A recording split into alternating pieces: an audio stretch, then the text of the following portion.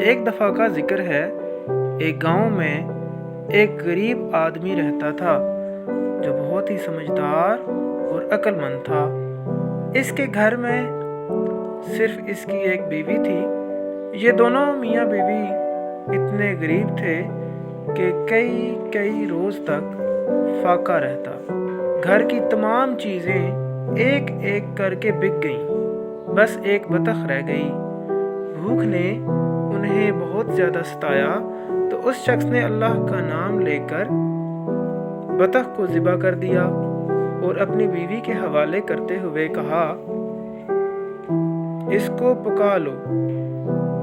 بیوی کہنے لگی، نہ گھر میں آٹا ہے جس سے روٹیاں پکا لوں، نہ نمک مرچ مسالہ کہ جس سے بطخ پکا لوں۔ روکھی پھیکی تیار کر کے کیا کریں گے؟ چنانچہ اس آدمی نے اپنی بیوی سے کہا، ہاں اچھا، تو میں گاؤں کے چودھری کے پاس یہ بطخ لے کر جاتا ہوں اور اسے نذرانہ پیش کرتا ہوں، شاید وہ کچھ روپے دے دے۔ وہ آدمی ذبح کی ہوئی بطخ لے کر کے سیدھا چودھری کے گھر گیا۔ آدمی نے دروازہ کھٹکھٹایا۔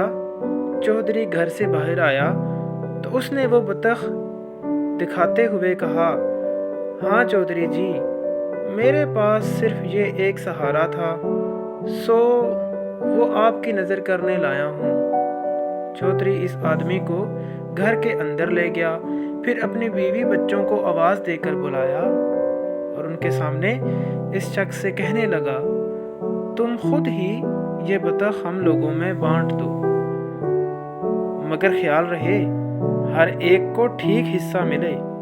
چودھری کی ایک بیوی تھی، 2 لڑکے تھے اور 2 لڑکیاں تھیں، یعنی کل ملا کر وہ 6 تھے۔ اس آدمی نے چاقو لیا، سب سے پہلے کا سر کاٹا، چودھری کے حوالے کر کے کہنے لگا کہ آپ اس خاندان کے سرپرست ہیں، اس لیے سر آپ کا حصہ ہے۔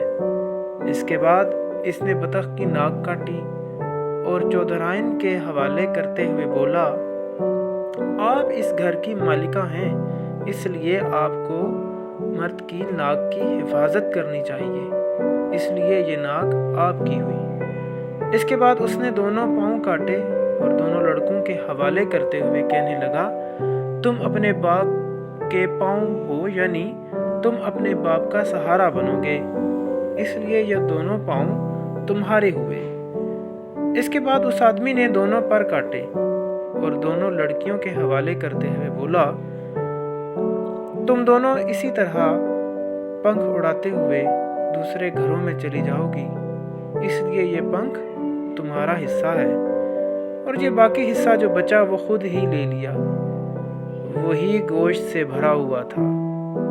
چودھری اس شخص کی عقل مندی سے بہت خوش ہوا اور اسے بہت سارے روپے دے کے رخصت کیا۔